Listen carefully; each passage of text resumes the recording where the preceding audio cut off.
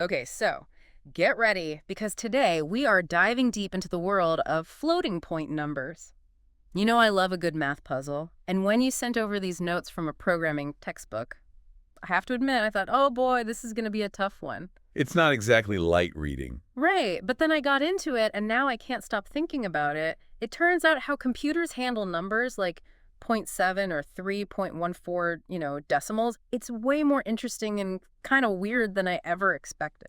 Yeah, it's one of those things you just kind of assume computers can do, right? Like handle decimals. Exactly. But the source material here is saying that often they can't store them exactly, which is kind of mind-blowing when you think about it. It's true. And we're not talking about some crazy long number with like a billion digits after the decimal point. Right. Even simple everyday decimals like zero point 0.7 can be a challenge. And that's where it gets really wild because the source actually gives this example. It says zero point 0.7 often ends up stored as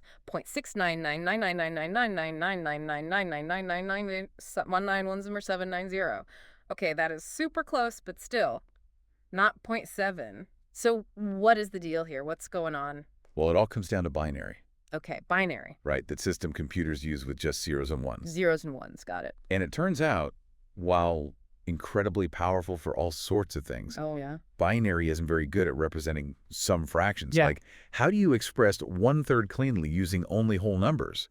It gets messy. So it's like trying to fit square blocks into those round holes, right? Exactly. Like you can get close, but never a perfect match. Yeah, and you just keep kind of jamming it in there. That's kind of what's happening with these numbers. It's not that the computer's wrong. It's limited by how it fundamentally understands numbers. Okay, so this limitation, it's not a bug, it's a feature. Exactly. It's just the nature of the beast. The nature of the beast, I like that. But if it's just how it is, how much does it really matter? Like, does this ever actually affect anything in the real world? Oh, it absolutely does. And it probably affects your life more than you realize.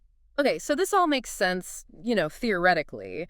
But does this actually matter? Like, is this something people are running into out in the world, not just in a classroom, Oh, absolutely. It comes up more often than you might think, Okay. and in ways you might not expect. Really? Think about any system that needs to be super precise with numbers. Okay, like what? Give me an example of that. Well, we use an example in the source material, Right. like a medical device, right? Okay, a medical device, uh-huh. So let's say it's programmed to alert a doctor if a patient's temperature goes above a certain, level. Right, makes sense. So say that level is 98.6 degrees, which is like the standard benchmark, right? Right, 98.6, uh-huh. But remember, the computer, it might not be able to store that 98.6 perfectly. Because of this whole floating point thing. Exactly. So if the programmer just wrote code that's like, is it equal to 98.6?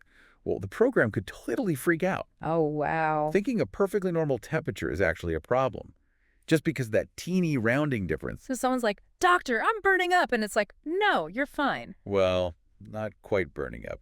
But the computer thinks so. It's a big deal. And it's why programmers use something called epsilon. Epsilon. Yeah, epsilon. That sounds kind of ominous, doesn't it? Like some secret programmer society. It's not that secret, if I promise.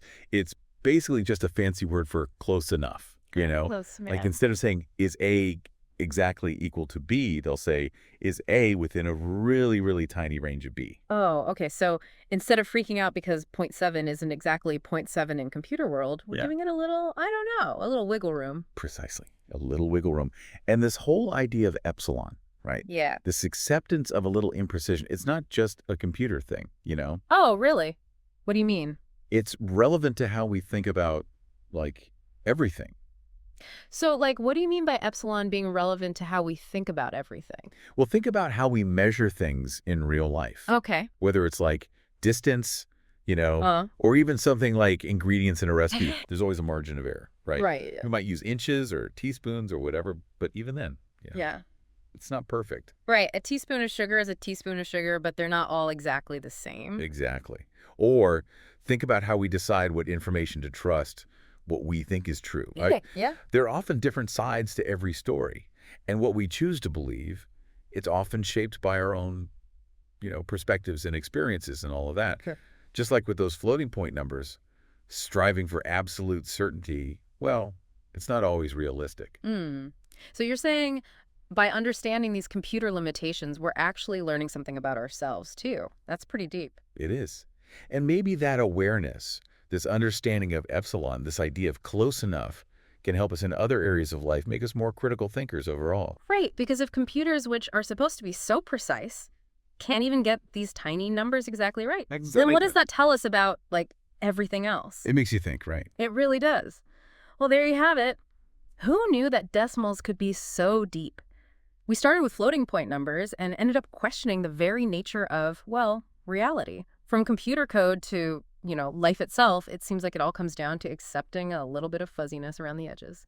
So, until next time on the deep dive, remember, sometimes close enough is more than enough. Thanks for listening.